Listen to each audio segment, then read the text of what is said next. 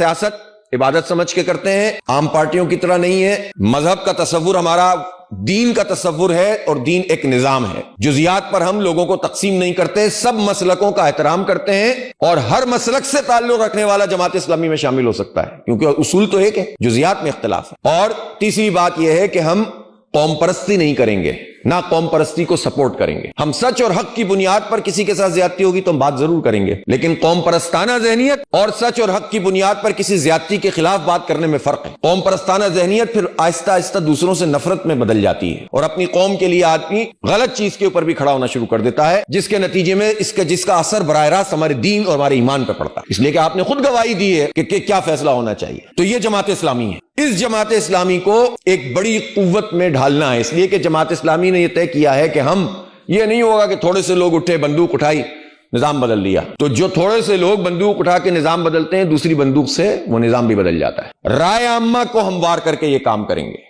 رائے عامہ کا مطلب کیا ہے؟ عوام کی ایک بڑی تعداد ہماری پشت پر کھڑی ہو، اور وہ اس کے لیے ضروری ہے کہ ہمارا تعارف کا حلقہ تو بڑھے، ہمارا پیغام تو نشر ہو، ہم گلی محلے میں لوگوں تک پہنچیں، ہم بستیوں میں لوگوں کے پاس جائیں، ہم مسجدوں میں جائیں، ہم تعلیمی اداروں میں جائیں، ہم چوکوں اور چوراہوں میں جائیں، اور مختلف لوگوں کو مختلف طریقوں سے اپنا پیغام پہنچائیں۔ کہیں زیادتی ہو تو ہم حق بیان کریں، کہیں پر درس و تدریس کے ذریعے، کہیں تحریک کے ذریعے، کہیں احتجاج کے ذریعے، اور جو طریقے بھی ہو سکتے ہیں جائز، ان سب کو استعمال کرتے ہوئے اپنا حلقہ تعارف بڑھائیں، اپنی ممبرشپ بڑھائیں۔ پھر ان سب لوگوں کو اپنے ساتھ ملانے کے لیے جو طریقے بھی جماعت نے طے کیے ہیں اس کو زیادہ سے زیادہ استعمال کریں۔